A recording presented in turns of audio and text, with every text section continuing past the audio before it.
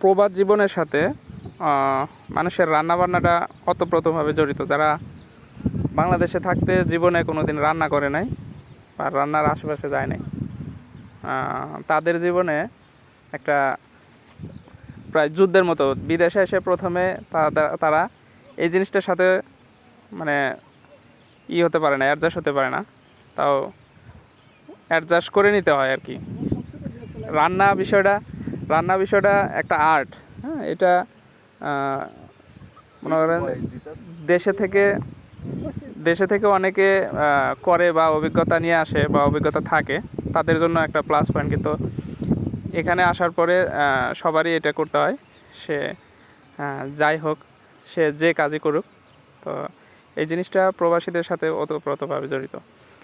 তো আজকে শুক্রবার আমরা একটু মুরগি নিয়ে আসলাম। মুরগি নিয়ে এসে একটু ভালো করে একটু সময় নিয়ে রান্না করলাম।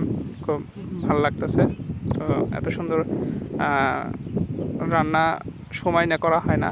প্রতিদিন অফিস শেষ করে আসার পরে যেভাবে হোক অল্প সময়ের মধ্যে একটু কেমন হলো না হলো এগুলা চিন্তাভাবনা বা বিবেচনা না করে আমরা রান্নাবান্না শুরু করি। কিন্তু আজকে একটু শুক্রবার, তাই একটু সময় নিয়ে ভালো করে রান্নাবান্না করতেছি। তো রান্নার খুব টেস্ট বা মজা হবে এটা আশা করি। তো আমাদের হেল্প করতেছে আমাদের রেজাউল ভাই।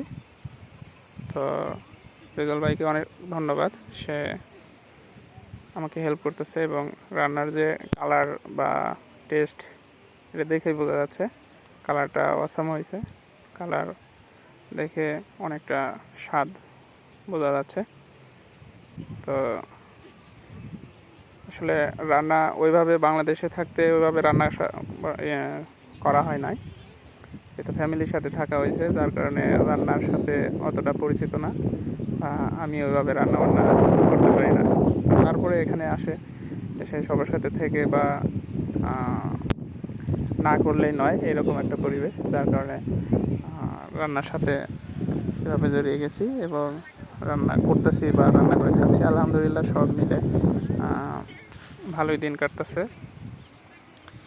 তো আসলে প্রতিদিন রান্না করা হয় না, একদিন রান্না করে 2 দিন একদিন খেতে হয়। বা এখানে শীত প্রধান দেশ, এখানে খাবার নষ্ট হয় না, যার কারণে একদিন রান্না করে 2 দিন খেলেও সমস্যা হয় না। একদিন পর পর রান্নাবান্না করতে হয়। তো চেষ্টা করি সব মিলে আলহামদুলিল্লাহ ভালো থাকার চেষ্টা করি। আসলে সব কিছুর পরে আলহামদুলিল্লাহ বলতেই হয়। তো ভিডিওটা কেমন লাগছে অবশ্যই জানাবেন।